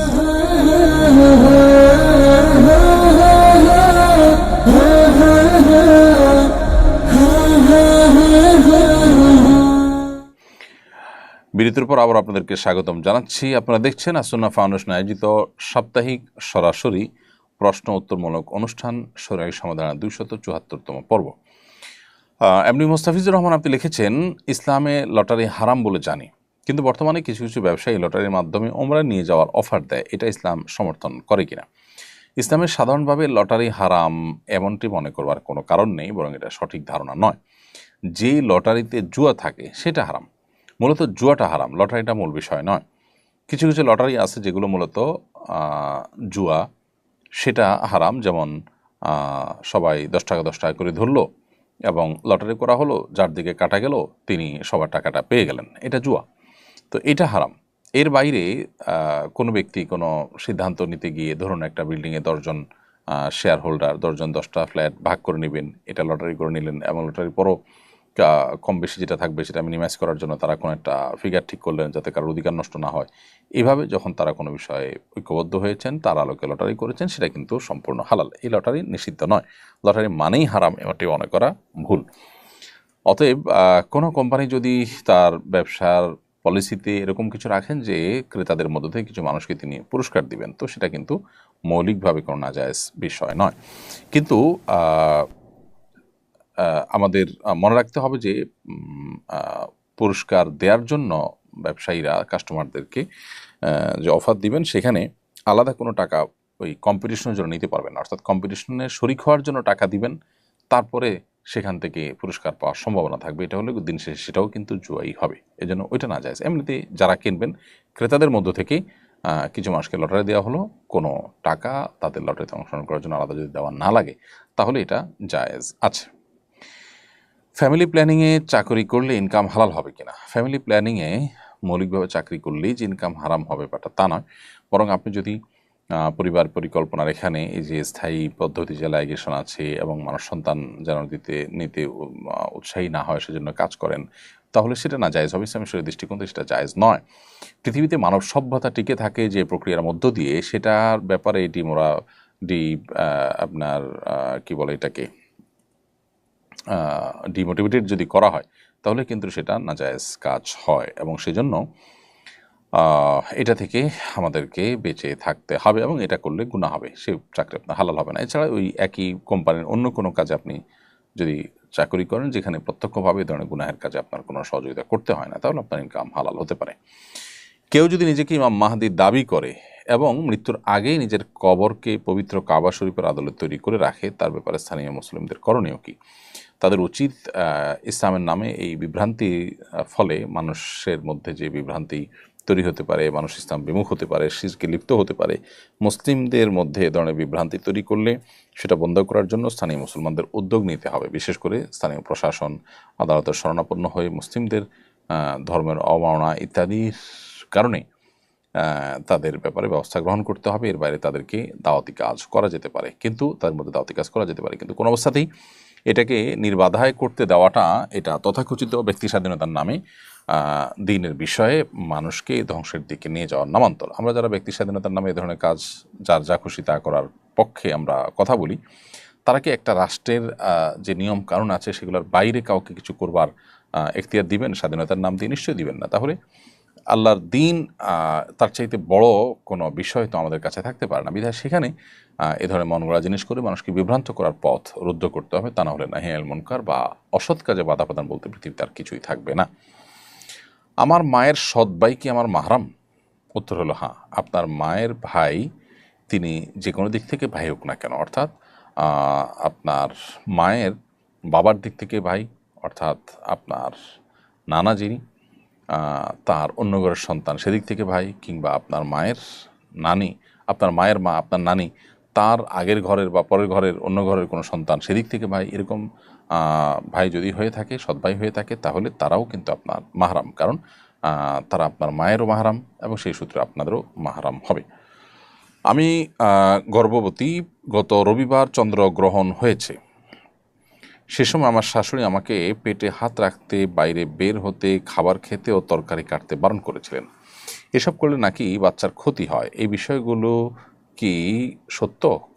কোরআন সুন্নাতে চন্দ্রগ্রহণ ও সূর্যগ্রহণের সময় গর্ভবতী নারীর উপর বিশেষ কোনো বিধিবিধান আছে কিনা? আমরা একটু আগে বলেছি, চন্দ্রগ্রহণ সূর্যগ্রহণকে কেন্দ্র করে প্রচুর পরিমাণে কুসংস্কারাচ্ছন্ন বিশ্বাস আমাদের সমাজে আছে, যার কোনোটি কিন্তু কোরআন সুন্নায় উল্লেখ নেই, বরং এটি সম্পূর্ণ বিভ্রান্তি এবং মন গড়া কথা এবং কুসংস্কারাচ্ছন্ন বিশ্বাস। বিদায় এই সমস্ত বিশ্বাস থেকে নিজেকে পবিত্র পরিচ্ছন্ন রাখতে হবে। চন্দ্রগ্রহণ সূর্যগ্রহণ সময় অন্য সাধারণ সময় যে কাজগুলো করা যেত এই সময় করতে পারেন নারী পুরুষ সবাই, গর্ভবতী সাধারণ নারী যে কেউ। অতএব এই সমস্ত কুসংস্কারে বিশ্বাস করলে বরং ইমানের জন্য ক্ষতিকর হবে। বিনতে নূর মোহাম্মদ আপনি লিখেছেন, আমার প্রশ্ন দুটি। প্রথম প্রশ্ন, বাচ্চার জন্মের পর বাচ্চার মা বাচ্চার কানে আজান দিতে পারবেন কিনা? নাম্বার 2, নেফাস অবস্থায় ব্যবহৃত কাপড় কি পরবর্তীতে পরে নামাজ পড়া যাবে কি না? আজান মূলত ছেলেরা দিবেন, আর বাচ্চার নেফাস অবস্থায় যে কাপড়, ব্যবহৃত কাপড়, সেটা যদি পাক পবিত্র করে ধুয়ে পরে নামাজ পড়তে চান অবশ্যই পড়তে পারবেন, কোনো অসুবিধা নেই। এরপরে প্রশ্ন হলো, কেউ অজ্ঞতার কারণে শিরক বা ঈমান ভঙ্গের কাজ করে তওবা করলে তার ঈমান ও বিবাহের হুকুম কি হবে? স্বামীকে বিয়ে নবায়নের ব্যাপারে বললে তিনি যদি রাজি না হন তাহলে করণীয় কি? প্রথম কথা হলো যে এমন কিছু যদি হয়ে থাকে স্বামী স্ত্রীর মধ্যে যেটা ঈমান ভঙ্গ হওয়ার মতো বিষয় এবং ইসলাম থেকে খারিজ হওয়ার মতো বিষয়, এরকম যদি কিছু হয় তাহলে সেক্ষেত্রে সত্যি বিয়ে কিন্তু ভেঙে যাবে। এবং বিবাহ যদি ভঙ্গ হয় তাহলে সেক্ষেত্রে বিয়ে নবায়ন করতে হবে। স্বামী না বুঝলে তাকে বোঝাতে হবে, এবং বিবাহ নবায়নের জন্য তো জটিল কোনো ইস্যু বা জটিল কোনো প্রসিডিউর নেই, বরং দুজন সাক্ষীর সামনে একজনের প্রস্তাব, অপর পক্ষের সম্মতি, এক পক্ষের প্রস্তাব অপর পক্ষের সম্মতি, এটুকু যথেষ্ট। নাম সর্বনিম্ন কিছু মহর আপনি নির্ধারণ করলেন, এটুকু যথেষ্ট। অতএব এটার জন্য অনেক ডাকডোল পিটিয়ে যে বিয়ে পড়াতে হবে এমন না, সেই জিনিস তাকে বোঝানো দরকার এবং তাকে কাউন্সেলিং করিয়ে হলেও হালাল সম্পর্কে আসতে হবে। যদি সত্যি বিবাহ ভাঙার মতো বিষয় ঘটে থাকে, অর্থাৎ ইসলাম থেকে খারিজ হওয়ার মতো কিছু করে থাকেন, এজন্য কি হয়েছে, কি বলেছেন, তাতে ইসলাম থেকে খারিজ হয়েছেন কিনা সে বিষয়টি আগে নিশ্চিত হতে হবে। মেয়েদের মধ্যে বিড়াল পালার ট্রেন্ড চালু হয়েছে, অনেক ছেলের মধ্যে বিড়াল প্রেমী লক্ষণীয়। বিড়াল পালার ফজিলত বয়ান করতে গিয়ে অনেকে আবু হুরায়রা রাদিয়াল্লাহু তাআলা আনহু বিড়াল পালার ইতিহাস বলেন। প্রশ্ন হলো, বিড়াল পালার কি আসলে কোনো ফজিলত আছে? বিড়াল পালাটা জায়েজ, সাহাবায়ে কেরাম বিড়াল পেলেছেন। নবী করিম সাল্লাল্লাহু আলাইহি ওয়াসাল্লাম বাসা বাড়িতে বিড়ালের প্রদক্ষিণ করার বিষয়টি তার হাদিসে উল্লেখ করা আছে, তার মানে এটা জায়েজ আছে, তিনি এটাকে স্বাভাবিকভাবে দেখেছেন। সাহাবীরা কেউ কেউ বিড়াল পেলেছেন, নবী করিম সাল্লাল্লাহু আলাইহি ওয়াসাল্লাম সেটাকে নিষেধ করেননি, অনুমোদন দিয়েছেন, তার মানে এটা জায়েজ। বিড়াল পালার আলাদা কোনো ফজিলত, এটা পারলে সওয়াব হবে বা কোরআন হাদিসে কোনো উৎসাহ দেওয়া হয়েছে আলাদা করে, এরকম কোনো কথা বর্ণিত হয়নি। তবে আল্লাহর যে কোনো প্রাণীর প্রতি, আল্লাহর যে কোনো সৃষ্টির প্রতি আপনি অনুগ্রহ করলে তার কারণে আল্লাহর কাছে আপনি সওয়াব পাবেন, সেটা সাধারণ কথা এবং সব ক্ষেত্রেই প্রযোজ্য। সেই হিসাবে বিড়ালের প্রতি আপনি দয়া করলে, মায়া করলে, তার প্রতি আপনার সদাচরণ থাকলে এবং একটা প্রাণীর প্রতি আপনার যদি আপনার মুসলিম হিসাবে, মানুষ হিসাবে তার দায়িত্বশীল আচরণ করেন, তাহলে সেক্ষেত্রে এটা সওয়াবের কারণ হবে। কারণ নবী করিম সাল্লাল্লাহু আলাইহি ওয়াসাল্লামের হাদিসে পরিষ্কারভাবে উল্লেখ হয়েছে যে ফি কুল্লি কাবিদিন রতবিন আজরুন, প্রত্যেক প্রাণী যার মধ্যে প্রাণ আছে তার কোনো কল্যাণ সাধন করলে আপনি সওয়াব পাবেন। এম আরিফ আবির আপনি লিখেছেন, মৃত ব্যক্তিকে রাষ্ট্রীয় মর্যাদা দাফন করা কি ইসলাম সম্মত? রাষ্ট্রীয় মর্যাদায় দাফন করার যে প্রক্রিয়া আমাদের সমাজে চলমান আছে, সেখানে ডাকডোল পিটিয়ে তাকে দাফন করা হয়। যেই মিউজিককে শরীয়ত হারাম করেছে, একজন মৃত মানুষকে দাফনের সময় তার যে আনুষ্ঠানিকতা আছে সেখানে যদি এ সমস্ত আপনার মিউজিকের ব্যবহার থাকে ও সমস্ত প্রক্রিয়া অবলম্বন করা হয়ে থাকে, সেটা বরং গুনাহের বিষয় হবে এবং আল্লাহর কাছে তার জন্য আমাদেরকে দায়ী হতে হবে। সেজন্য এটা সম্পূর্ণ নাজায়েজ কাজ এবং এখান থেকে বেঁচে থাকার সর্বাত্মক চেষ্টা করতে হবে। রাষ্ট্রীয় মর্যাদায় দাফনের নামে এই ধরনের গুনাহের কাজ হলে সেটা সেই মর্যাদা গ্রহণ করা থেকে বিরত থাকতে হবে আমাদের, যাতে কোনোভাবে তথাকথিত রাষ্ট্রীয় মর্যাদার নামে সামাজিক সম্মান নিতে গিয়ে অন্তত একটা মানুষের জীবনের শেষ মুহূর্তে গুনাহ করতে করতে তিনি যেন আল্লাহর সাথে সাক্ষাৎ না করেন। আমাদের দেশের কর্তা ব্যক্তিদের কর্তব্য তারা এ বিষয়ে নতুন কিছু চিন্তা করা, যে একজন মানুষকে সম্মান জানানো, তার কোনো অবদানের কারণে সেটার জন্য কি প্রক্রিয়া হতে পারে, ওলামা ইকরামের সাথে তাদের আলোচনা করা দরকার। মুসলিম সংখ্যাগরিষ্ঠ দেশে এ ধরনের বিষয়গুলো আসলে কোনোভাবেই কিন্তু গ্রহণযোগ্য নয়। এরপরে প্রশ্ন করেছেন একজনে, মেয়েদের হস্তমৈথুন করার বিধান কি ছেলে মেয়েদের হস্তমৈথুনের বিধান কি একই? উত্তর হলো হ্যাঁ, একই। হস্তমৈথুন করা ছেলেদের জন্য যেরকম হারাম, মেয়েদের জন্য একইভাবে হারাম। অতএব ছেলে মেয়ে নারী পুরুষ যে কেউ হস্তমৈথুন করুন না কেন তিনি গুনাহগার হিসাবে, কবিরা গুনাহগার হিসাবে বিবেচিত এবং জঘন্য শাস্তির মুখোমুখি হবেন। এজন্য এখান থেকে বেঁচে থাকতে হবে। কারণ আল্লাহ তাআলা কোরআনে কারীমে সূরা মুমিনুনের শুরুতে জান্নাতুল ফিরদাউসের অধিকারী হবেন যে সমস্ত মানুষেরা তাদের গুণের কথা বলতে গিয়ে আল্লাহ বলেছেন ওয়াল্লাযীনা হুম লিফুরুজিহিম হাফিজুন, যারা তাদের ইজ্জত সম্ভ্রমকে হেফাজত করে, ইল্লা আলা আজওয়াজিহিম আও মা মালাকাত আইমানুহুম ফাইন্নাহুম গায়রু মালুমিন।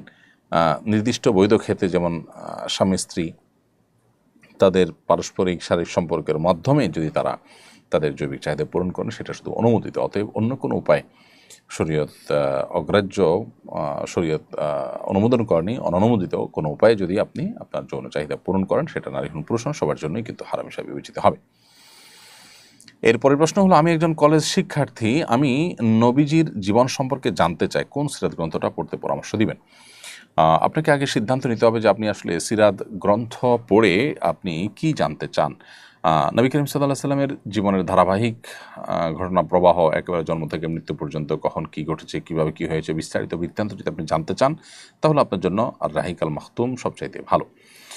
আর যদি নবী করিম সাল্লাল্লাহু আলাইহি সাল্লামের জীবনে মহানুভবতা, তার দয়া মায়া এই দিকটাকে আপনার সামনে রেখে তার জীবনে জানতে চান, তার প্রতি ভালোবাসা বৃদ্ধি করবার প্রয়োজনে, তাহলে আপনি সৈয়দ আবুল হাসান আলী নদভী রহমতুল্লাহ আলাইহি নবী রহমত বইটা পড়তে পারেন। সুন্দর অনুবাদ হয়েছে এবং এটা তুলনামূলকভাবে সহজপাঠ্য এবং মাঝারি সাইজের বই, এবং অল্প বয়সের মানুষের জন্য এটা কলেজ শিক্ষার্থী হিসাবে এই বইটা বেশ উপযোগী। এরকম আরও অনেকগুলো বই বাজারে আছে। আপনি আপনার নিড অনুযায়ী কি সিরাতের আপনি আসলে কী ধরনের বই পড়তে চাচ্ছেন, আপনি যদি আরও ডিটেইল জানতে চান তাহলে কয়েক ভলিউমে যে সিরাত আছে সেই সিরাত গ্রন্থগুলো আপনাকে পড়তে হবে। এরপরে আদিবা ইসলাম আপনি লিখেছেন, আমি অনেক আগে প্রতারণা করে একজনের কাছ থেকে কিছু টাকা নিয়েছি। যখন ভুল বুঝতে পারি তাকে অনেক খুঁজি, এখন শুনছি সে আর পৃথিবীতে নেই। এখন আমি কি করতে পারি? আমি তার ফ্যামিলি কিংবা কোনো বন্ধুকেও চিনি না। তাহলে যে পরিমাণ টাকা আপনি তার আত্মসাৎ করেছেন বা আপনার ভোগ করা হয়েছে বলে আপনি মনে করেন, সেই পরিমাণ টাকা তার তরফ থেকে আপনি গরিব দুঃখীদেরকে দান করে দিবেন, নিজে সবের আশা না করে, এবং তার আমল নামাতে যেন আল্লাহ সব যুক্ত করেন তার তরফ থেকে এটি দান করে দিবেন, এবং সেই সাথে আপনার এই কর্মকাণ্ডের জন্য আপনি তওবা করবেন। ইনশাআল্লাহ আশা করি যে আল্লাহ তাআলা আপনাকে দায়মুক্ত করবেন।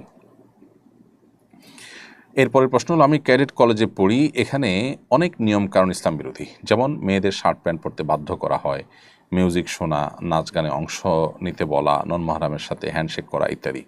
এসব কারণে আমি খুব হতাশ ও দুশ্চিন্তায় আছি। আমি চাই কলেজ ছেড়ে আসতে, কিন্তু আমার বাবা মা রাজি নন। কিভাবে তাদের বোঝাবো বা আমাদের করণীয় কি? আল্লাহ মাফ করুন, শিক্ষা মানুষের জন্য প্রয়োজনীয় একটি কাজ, কিন্তু শিক্ষার চাইতে মানুষের ঈমান রক্ষা করাটা আরও বেশি গুরুত্বপূর্ণ। যদি আসলে আমরা মুসলমান হয়ে থাকি, ইসলামটা তো সিরিয়াস ইস্যু, এটা তো কথার কথা নয়, বা এটা তো নিছক কাল্পনিক কোনো বিষয় নয়, ধারণাপ্রসূত কোনো বিষয় নয়, সিরিয়াস ইস্যু। যার কারণে যেখানে আমি আমার ইসলাম পালন করতে পারবো না, বরং যেখানে আমাকে এমন কাজ করতে হবে যেটার কারণে আল্লাহ অসন্তুষ্ট হবে এবং আর কবিরা গুনাহ হবে এবং জাহান্নামে যাওয়ার কারণ হবে, সেটা তো কোনোভাবেই আমার কাছে গুরুত্বপূর্ণ বিষয় হতে পারে না। শিক্ষা ছাড়া একজন ইমানদার থাকতে পারেন, কিন্তু ইমান আমল ছাড়া একজন ইমানদার থাকতে পারে না যদি তিনি আসলে ইমানদার হয়ে থাকেন। এই জন্য অভিভাবকের সাথে কথা বলে আপনার শিক্ষা প্রতিষ্ঠান পরিবর্তন করার দাবি যেমন তোলা উচিত, ঠিক তেমনিভাবে কেন ক্যাডেট কলেজে এরকম নিয়ম রয়েছে শিক্ষার্থীদেরকে বুঝিয়ে, কাউন্সিলিং করিয়ে, অভিভাবকদেরকে বুঝিয়ে এগুলোর বিরুদ্ধে আন্দোলন গড়ে তোলা উচিত। কারণ বাংলাদেশের সংবিধান প্রত্যেকটা মানুষকে যার যার ধর্মীয় কাজ করবার অধিকার এখতিয়ার দিয়েছে। সেখানে আপনার প্রতিষ্ঠানে আমার ধর্মীয় কাজ করতে আপনি বাধা দিবেন বা আমার ধর্মীয় বিষয়কে ধারণ করতে আপনি বাধা দিবেন, এটা কোনোভাবেই গ্রহণযোগ্য হতে পারে না এবং এটা সংবিধান লঙ্ঘন। বিধায় এখানে আন্দোলনও গড়ে তোলা উচিত। আরাফাত হোসেন আপনি লিখেছেন, গোসলের পূর্বে উজুর মতো মাথা মাসে পর্যন্ত করে গোসলের শেষে আলাদাভাবে পা ধুতে ভুলে গেলে ওই অবস্থায় নামাজ পড়লে নামাজ হবে কিনা? আপনি যদি গোসলের সাথে পা ধুয়ে থাকেন, ধোয়া যদি হয়ে যেয়ে থাকে, তাহলে আপনার উজু হয়ে গেছে এবং তাতে নামাজও হয়ে গেছে। আপনার গোসলের শেষে আলাদা করে পা ধোয়া সুন্নাত, সেটা আপনি ভুলে গেছেন, আলাদা করে ধোন নাই, কিন্তু গোসলের সময় আপনার পা ধোয়া যদি হয়ে যেয়ে থাকে তাহলে সেক্ষেত্রে আপনার গোসলও হয়েছে এবং নামাজও হয়ে গেছে, যদিও আলাদা করে পা ধোয়াটা সুন্নত, সে সুন্নতটা আদায় হয়নি জাস্ট। এমডি রনি লিখেছেন, ফিতনার আশঙ্কা না থাকলে শালি দুলাভাই কথা বলতে পারবে? মেয়েদের কণ্ঠ কি পর্দার অন্তর্ভুক্ত? অবশ্যই শালি দুলাভাই এর মধ্যে একান্ত প্রয়োজনীয় কোনো কথা থাকলে সেটি তারা বলতে পারবেন, যতটুকু প্রয়োজন ততটুকু। কথা ছাড়া যদি SMS-এ যোগাযোগ করা সম্ভব হয় সেটা মেনটেন করতে হবে। আর যদি অন্য কারোর মাধ্যমে এই পারপাস সার্ভ করা যায় তাহলে সেক্ষেত্রে তারা একান্তে আলাপচারিতা থেকে তারা বেঁচে থাকবেন। কারণ নবী করিম সাল্লাল্লাহু আলাইহি সাল্লামকে জিজ্ঞেস করা হয়েছিল দেবর অথবা শালিকার সম্পর্কে। নারীদের জন্য দেবর আর পুরুষদের জন্য শালিকা, এই সম্পর্কে নবী সাল্লাল্লাহু আলাইহি সাল্লাম বলেছেন, আল হামু আল মৌত, এরা তো মৃত্যুর মতো, অর্থাৎ জমের মতো এদের ব্যাপারে সতর্ক থাকা দরকার। যে এরা মানুষ খারাপ সেটা বলা হচ্ছে না, মানে এই সম্পর্কটা এতটা আমাদের জন্য রিস্কি যে আমাদের ইমান আমলকে নষ্ট করতে পারে, মনের মধ্যে বাজে চিন্তা আনতে পারে। সেজন্য আমাদের সদা সজাগ থাকতে হবে এবং সতর্ক থাকতে হবে। একান্ত প্রয়োজন না হলে কথা বলা থেকে বিরত থাকতে হবে। আর যদি বলতে হয়, কথার ভিতরে কণ্ঠের মধ্যে কোনো প্রকার কোমলতা সৃষ্টি না করে স্বাভাবিকভাবে, আল্লাহ বলেছেন ওয়াকুলনা কওলাম মারুফা, নারীরা স্বাভাবিকভাবে তারা কথা বলতে পারবে। এর পরের প্রশ্ন হলো, আমার মাথায় সবসময় ঈমান বিনষ্টের চিন্তা ভাবনা ঘুরঘুর করে। আমি বুঝতে পারি এসব কথা ও চিন্তায় ঈমান নষ্ট হয়ে যাবে, কিন্তু এই কুচিন্তা থেকে নিজেকে মুক্ত করতে পারি না। আপনার পরামর্শ কামনা করি। আর মনে মনে ঈমান বিধ্বংসী চিন্তা ভাবনা করার কারণে কি আমি কাফের হয়ে গেছি? উত্তর হলো না। এরকম মনের ভিতরে বাজে চিন্তা হঠাৎ করে উদ্রেক হয়েছে, আপনি ইচ্ছাকৃত আনেননি এবং সেটা আপনি চর্চা করেননি, বরং আসার পর আপনি গিল্টি ফিল করেছেন, অপরাধ বোধ আপনার মধ্যে জেগেছে এবং আপনি আল্লাহর কাছে পানা চেয়েছেন। এরকম হলে সেটা বরং আপনার ভেতরে ঈমানের অস্তিত্ব যে আছে তার একটা প্রমাণ।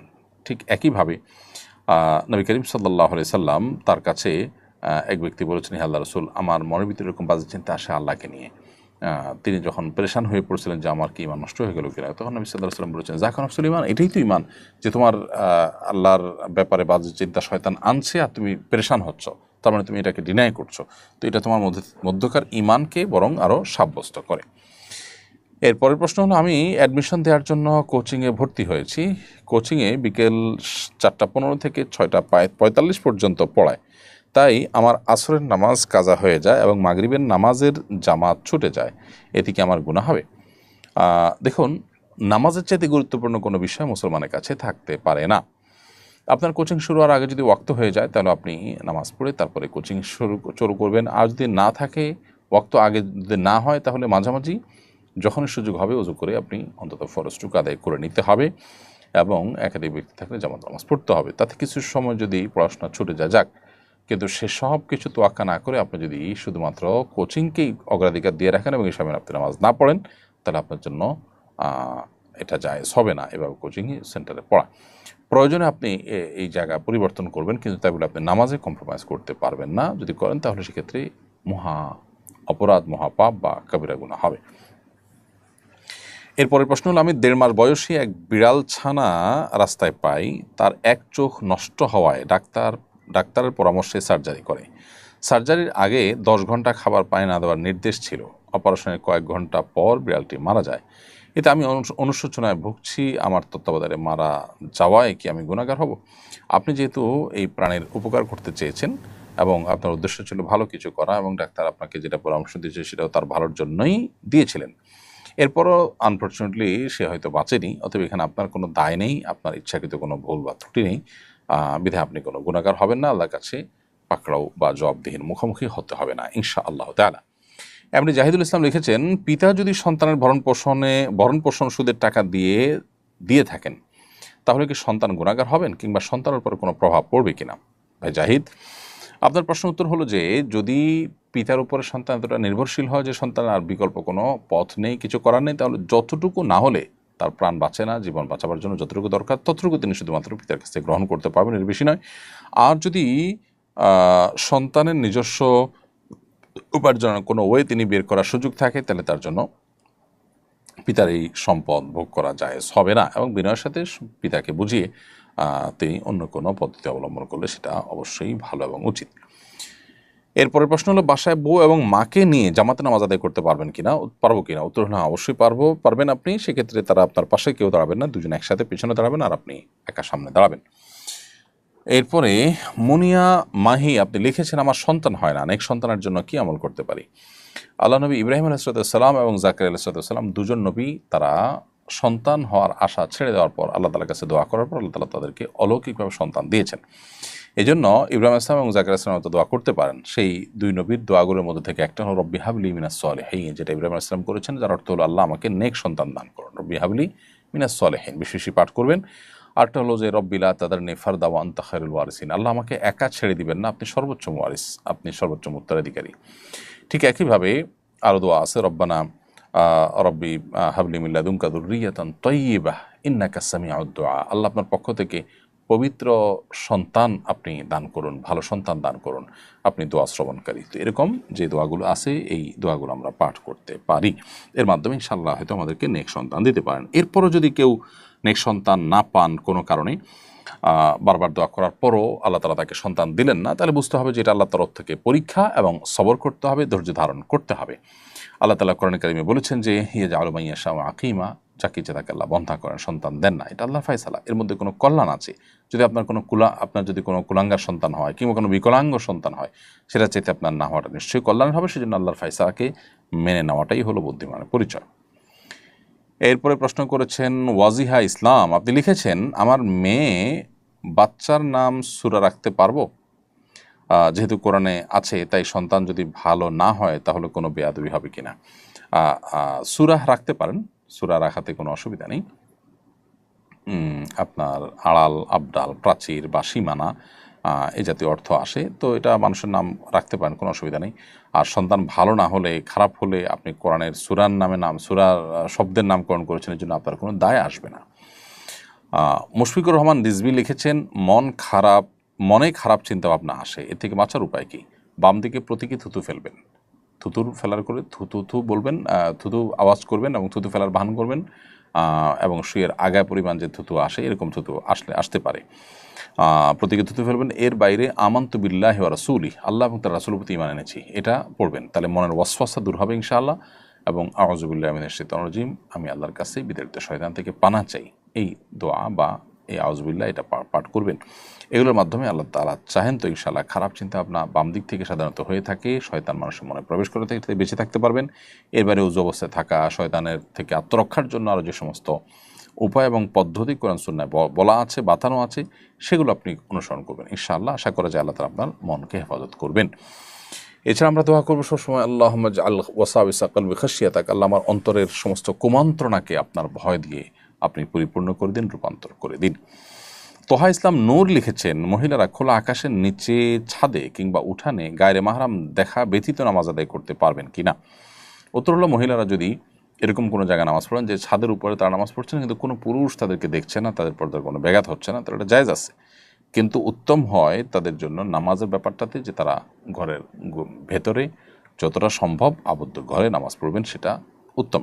কারণ এ সম্পর্কে আবু দাউদের একটি প্রসিদ্ধ হাদিস রয়েছে, নবী সাল্লাল্লাহু আলাইহি ওয়াসাল্লাম বলেছেন, সালাতুল মারআতি ফি বাইতিহা আফদালু মিন সালাতিহা ফি হুজরাতিহা ওয়া সালাতুহা ফি মিখদাইহা আফদালু মিন সালাতিহা ফি বাইতিহা। কোন নারী তার বাড়ির যে বিশাল চৌহদ দিয়ে, ওটার চাইতে তার বাড়ির ভেতরে নামাজ পড়া উত্তম, আর বাড়ির ভেতরে খোলা জায়গায় বা আউটসাইডে কিংবা ড্রয়িং রুমে নামাজ পড়া চাই, তার ভেতরের কক্ষতে নামাজ পড়া আরও বেশি উত্তম। এই জন্য ছাদে বা উন্মুক্ত জায়গায় নামাজ পড়লে নামাজ হয়ে যাবে নারীর জন্য, কিন্তু ভেতরে পড়ার ব্যবস্থা থাকলে সেটাকেই অগ্রাধিকার দেওয়াটাই হলো উচিত এবং কর্তব্য। মুজিব ভূঁইয়া লিখেছেন, আমার স্বামী নায়ক নায়িকাদের শুটিংয়ের কাজ করে, আমাকে হাত খরচ টাকা দিয়েছে, সে টাকা জমিয়ে আমি কেক ব্যবসা দিয়েছি, আমার ব্যবসা কি হারাম? আর হারাম হলে এখন আমি কিভাবে হালাল করতে পারি? আপনার স্বামীর অ্যাকচুয়াল ডিউটি কী ছিল, তিনি কি করতেন, সেগুলো আসলে এখানে জানাটা গুরুত্বপূর্ণ। সেগুলো জানলে আমরা আপনার উত্তর দেওয়াটা আমাদের জন্য বেশি সহজ হতো। এর বাইরেও আপনি মৌলিকভাবে এটা জেনে রাখতে পারেন যে আপনার স্বামী যদি আপনাকে হাত খরচের কোনো টাকা দেয় যেটা হারাম আইনিহি না, অর্থাৎ সরাসরি মূলগতভাবে হারাম না, এরকম কোনো টাকা আপনাকে দেন, তাহলে সেক্ষেত্রে এটা দিয়ে আপনি ব্যবসা করলেন, সেটা আপনার জন্য হালাল হবে। সেটা আপনার জন্য হালাল হবে যদি আপনার ওই টাকাটা সরাসরি হারাম কোনো টাকা আপনাকে না দিয়ে থাকে। তারপরও আপনার স্বামী কী করেছেন সেটা জানতে পারলে আমরা আরও ক্লিয়ার করে আপনাকে বলতে পারতাম যে আপনার জন্য এটা পরিপূর্ণ হালাল, নিশ্চিন্তে আপনি ভোগ করতে পারবেন কি পারবেন না। ইব্রাহিম লিখেছেন, কিভাবে দোয়া করলে দোয়া কবুল হবে? দোয়া কবুলের নির্দিষ্ট কোনো নিয়ম আছে কি নেই? দোয়া কবুলের জন্য সবচেয়ে গুরুত্বপূর্ণ শর্ত হলো হালাল উপার্জন থাকা, হালাল ভক্ষণ থাকা। হালাল উপার্জন, হালাল ভক্ষণ থেকে দোয়া করলে সে দোয়া কবুল হয়। এছাড়া দোয়া কবুল আর একটা গুরুত্বপূর্ণ শর্ত হলো তাড়াহুড়ো না করা, অর্থাৎ দোয়া করার পর দোয়া কবুল হচ্ছে না কোনো হয়েছে কি না এটা নিয়ে চিন্তা করা, দুশ্চিন্তা করা, এটা নিয়ে আপনার অহেতুক পেরেশানির মধ্যে পড়তে থাকা, এই জিনিসগুলো দোয়ার কোয়ালিটিকে নষ্ট করে এবং দোয়ার মানকে নষ্ট করে দেয়। সেজন্য নবী সাল্লাল্লাহু আলাইহি ওয়াসাল্লাম বলেছেন যে বান্দার দোয়া কবুল করা হয় যতক্ষণ পর্যন্ত মালাম ইস্তাজিল, যতক্ষণ পর্যন্ত সে তাড়াহুড়ো না করে। তাড়াহুড়ো করা বলতে কি বোঝানো হয় সেটা হাদিসে ব্যাখ্যা করেছেন তিনি, যে তার মানে হলো তার দোয়া কবুল হচ্ছে না কেন, এটার জন্য সে যদি আপনার বারবার করে সে অভিযোগ অনুযোগ করে আল্লাহর কাছে এবং তাড়াহুড়ো করে, তাহলে সেইটা তার দোয়া কবুলের ক্ষেত্রে প্রতিবন্ধকতা। এছাড়া দোয়া কবুলের সময়গুলোতে দোয়া করার শুরুতে আল্লাহর প্রশংসা, নবীর দুরূদ পেশ করে তারপরে আল্লাহর কাছে চাওয়াগুলো নিবেদন করা, দুহাত তুলে চাওয়া, এগুলো হলো দোয়া কবুলের সুন্নাহ এবং আদবগুলোর মধ্য থেকে। এছাড়া দোয়া কবুলের সময়গুলোর ভিতরে 5 ওয়াক্ত নামাজের পরের সময়টাতে দোয়া কবুল হয়। ঠিক একইভাবে আপনার দোয়া কবুলের জন্য গুরুত্বপূর্ণ একটা পয়েন্ট হলো যে আপনি ভোর রাতে তাহাজ্জুদের সময় দোয়া করবেন। এছাড়া জুমার দিন আসরের পরের সময়টাতে দোয়া করলে দোয়া কবুল হয়। অতএব এই সময়গুলোতে দোয়া করার চেষ্টা আমরা করতে পারি। ইনশাআল্লাহ বিদিন আশা করা যায় আল্লাহ তাআলা দোয়া কবুল করবেন। কম বয়সে মারা গেলে তারা কি জান্নাতের প্রজাপতি হবে, এটা কি সঠিক? কম বয়সে মারা গেলে সেই শিশুরা জান্নাতের প্রজাপতি হবে এরকম কোনো বর্ণনা পাওয়া যায় না। তবে একটা হাদিস আছে তারা জান্নাতে দুমুস নামক পোকার মতো হবে। তো এখানে হাদিসে বোঝানো হয়েছে কি সেরকম পোকার মতোই তারা হয়ে উঠবে, নাকি তারা আসলে অন্য কোনো ক্ষেত্রে পোকার সাথে সাদৃশ হবে, এটা নিয়ে নানান আলোচনা আছে। মূলত দমুস এক প্রকার প্রাণী যেটা লেগে থাকে এবং শিশুদের এই পোকার সাথে তুলনা করার মানে অনেক মুহাদ্দিসগণ বলেছেন যে তারা তাদের বাবা মাকে জান্নাতে নিয়ে ছাড়বে, লেগে থাকবে, সেজন্য তাদেরকে সাথে তুলনা করা হয়েছে। কিন্তু আলাদা করে প্রজাপতি হয়ে উড়বে এরকম কোনো কথা কিন্তু কোরআন অথবা সুন্নাহর কোথাও পাওয়া যায় না। এরপরের প্রশ্ন হলো, অনেক দোকানদার সকালে দোকান খোলার সময় সাউন্ড বক্সে কোরআন তেলাওয়াত চালু করে রাখেন, এর বিশেষ কোনো ফজিলত আছে কি না? যদি কেউ কোরআনে কারীমের তেলাওয়াত সাউন্ড বক্সে চালু করে রাখেন কোরআন দোকানের শুরুতেই বরকতের আশায়, কল্যাণের আশায়, তাহলে সেটা জায়েজ হতে পারে, সেটা কোনো নাজায়েজ বিষয় নয়। এর বাহিরে আপনার যদি কোরআন তেলাওয়াত করে অমনোযোগী থাকেন, অন্যান্য কথাবার্তায় লিপ্ত থাকেন, তাহলে সেটা কোরআন আদবের খেলাফ। বরং কোরআন তেলাওয়াত করে তিনি এমন কিছু করছেন যেটা মনোযোগের সাথে শুনতে কোনো ব্যাঘাত সৃষ্টি করছে না, তাহলে সেক্ষেত্রে সেটা কিন্তু জায়েজ আছে। বিশেষ করে হিন্দুরা অনেকেই দোকান বা ব্যবসা প্রতিষ্ঠানের শুরুতে ওপেনিংয়ের সময় তারা নানা ধরনের কর্মকাণ্ড করে থাকে। যেমন অনেকে আছেন যে আপনার তারা ধূপ জ্বালান অথবা তাদের গীতা পাঠ করেন, সেটা শুনেন এবং এমন কিছু করেন যেগুলো তাদের ধর্মবিশ্বাস থেকে তারা করেন এবং ধর্ম তাদেরকে সেভাবে নির্দেশ করেছে বলে তারা মনে করেন। তো তার বিপরীতে মুসলমান যদি কোরআনে কারীমের আয়াত তেলাওয়াত করেন, শুনেন, চালু করে রাখেন, ইনশাআল্লাহ অসুবিধা হবে না, তবে মনোযোগ দিয়ে শোনার চেষ্টাটা করা উচিত। রোগমুক্তির জন্য শরীরে জমজমের পানি ছিটানো যাবে কিনা? জমজমের পানিতে শেফা রয়েছে, এই মর্মে হাদিস তো আছেই পরিষ্কারভাবে, মা ও জমজমে মা সুরিবালা, জমজম পানি যে উদ্দেশ্যে পান করা হয় সে উদ্দেশ্য পূরণ করে। তাছাড়া হাদিসে আসছে যে খায়রু মা ইন আলা ওয়াজিল আরদ মা ও জমজম, পৃথিবীতে যত পানি আছে এর মধ্যে সবচেয়ে উত্তম এবং শ্রেষ্ঠ পানি হলো জমজমের পানি। এবং নবী সাল্লাল্লাহু আলাইহি ওয়াসাল্লাম আরও বলেছেন ফিহি তুআমুম মিনাত তুআম ওয়া শিফাউম মিনাস সাকম, এটা কিন্তু রোগের আরোগ্য এবং শেফা। তো সেজন্য জমজমের পানিকে শেফা বা আরোগ্য লাভের জন্য ব্যবহার করা যাবে, কিন্তু সে ব্যবহারটার ক্ষেত্রে শরীয়তের বা হাদিসের যে নির্দেশগুলো পাওয়া যায় সেগুলোতে বোঝা যায় পান করার কথা। তবে শরীরে দেওয়া ব্যবহার করা নিষিদ্ধ এমন কোনো কথা কোথাও বর্ণিত হয়নি। বিধায় শেফার আশায় কেউ যদি শরীরে ধৌত করে বা এটা শরীরের উপরে প্রবাহিত করে, তাহলে সেক্ষেত্রে সেটা নাজায়েজ বা গুনাহ হবে না। তবে সুন্নাহর সাথে সরাসরি সাব্যস্ত সুন্নাহর আলোকে যেটি হয় শেফার ক্ষেত্রে, সেটা হলো যদি আমরা সে পানি পান করি এবং শেফার নিয়তে আল্লাহ আমি এটা পান করছি এই উদ্দেশ্যে যেন আমার শেফা হয়ে যায়, আপনি যেন আমাকে শেফা দান করেন। তো সেই উদ্দেশ্যে যদি পান করে সেটা হবে সবচেয়ে উত্তম এবং নিরাপদ। এরপরে প্রশ্ন করেছেন যে রাসূলের প্রতি ভালোবাসা বাড়ানোর উপায় কি, কীভাবে রাসূলের প্রতি ভালোবাসা বাড়াতে পারি। নবী করিম সাল্লাল্লাহু আলাইহি ওয়াসাল্লামের প্রতি ভালোবাসা এটা আমাদের ঈমানের দাবি। তিনি বলেছেন লা ইউমিনু আহাদুকুম হাত্তা আকুনা হাব্বা ইলাইহি মিন ওয়ালিদিহি ওয়া ওয়ালিদিহি ওয়ান নাসি আজমাইন। তোমাদের কেউ ততক্ষণ পর্যন্ত ঈমানদারই হতে পারবে না যতক্ষণ পর্যন্ত সে তার নিজের পিতামাতা, তার নিজের জীবন, সন্তান সন্ততি সবার চাইতে আমাকে ভালো না বাসবে। তো নবী করিম সাল্লাল্লাহু আলাইহি ওয়াসাল্লামকে ভালোবাসাটা আমাদের ঈমানের জন্য প্রয়োজনীয় এবং ঈমান রক্ষা করবার জন্য এর কোনো বিকল্প নেই। সেজন্য তার ভালোবাসা বাড়ানো দরকার। উপায় হলো কীভাবে বাড়াবো? উত্তর হলো তার জীবনী পড়বেন, তার সম্পর্কে জানবেন, যত বেশি জানবেন, যত বেশি পড়বেন, ইনশাআল্লাহ বিদিল্লাহ তার প্রতি আপনার ভালোবাসা তত বেশি সৃষ্টি হবে। আল্লাহ চাহেন তো। আর এছাড়া আল্লাহর কাছে দোয়াও করবেন, হে আল্লাহ তোমার কাছে তোমার নবীর ভালোবাসা অন্তরে আমি গেঁথে যাক, সেটা চাই। আল্লাহর কাছে ভালোবাসা চাওয়ার দোয়াও কিন্তু আল্লাহ তাআলা আমাদেরকে শিখিয়েছেন, নবী সাল্লাল্লাহু আলাইহি ওয়াসাল্লামের মাধ্যমে হাদিসে আসছে। অতএব আল্লাহর প্রিয় বান্দাদের ভালোবাসা চেয়ে নিতে হয়, সেটাও আমরা করব। এরপরে আপন প্রমাণিক অ্যাডি থেকে আপনি লিখেছেন, আমি মেসে থাকি, আমার রুমমেট হিন্দু। এই অবস্থায় আমার আমল কি কবুল হবে? হিন্দুদের সাথে এক ঘরে থাকার জন্য কি কোনো সমস্যা হবে? এক ঘরে থাকার কারণে আপনার আমল কবুল হবে না এমন কোনো কথা নেই, বা এক ঘরে না থাকলে আপনি গুনাহগার হবেন এরকমও কোনো কথা নেই। বরং আপনি আপনার আমল করবেন যদি তার সাথে এক ঘরে থাকার কারণে আপনার ঈমান আমলের কোনো ক্ষতি না হয়, বা আপনি তার দ্বারা প্রভাবিত হয়ে ঈমান তাওহীদ থেকে দূরে সরে যাচ্ছেন এমন কোনো আশঙ্কা না থাকে, তাহলে সেক্ষেত্রে এটা আপনার জন্য কোনো নাজায়েজ কিংবা গুনাহের বিষয় না। ইনশাআল্লাহ বিদিল্লাহ এটা আপনার জন্য জায়েজ হবে। তবে তাকে বরং আপনি একজন মুসলিম হিসাবে প্রভাবিত করা, তাকে দাওয়াত দেওয়া এবং তাকে দিনের পথে আহ্বান করার প্রচেষ্টা আপনার মধ্যে কিন্তু থাকতে হবে ইনশাআল্লাহ বিদিল্লাহ। প্রিয় দর্শক, দেখতে দেখতে অনুষ্ঠানের একেবারে শেষ প্রান্তে আমরা পৌঁছে গেছি। সময় হয়েছে বিদায় নেওয়ার। আমরা আজকে বিদায় নিচ্ছি। ইনশাআল্লাহ আগামী অনুষ্ঠানে আপনাদের সাথে আবার দেখা হবে আশা করছি। সে পর্যন্ত আল্লাহ তাআলা আমাদের সবাইকে ভালো রাখুন, সুস্থ রাখুন, নিরাপদে রাখুন, সেই তো রব্বে কারীমের কাছে পেশ করে আজকের মতো এখানে শেষ করছি। হাদা মা ইনদি ওয়াল ইলমু ইনদাল্লাহ ওয়া জাযাকুমুল্লাহু খায়রা ওয়া আসসালামু আলাইকুম ওয়া রাহমাতুল্লাহি ওয়া বারাকাতুহু। আস-সুন্নাহ ফাউন্ডেশন, উম্মার স্বার্থে সুন্নাহর সাথে।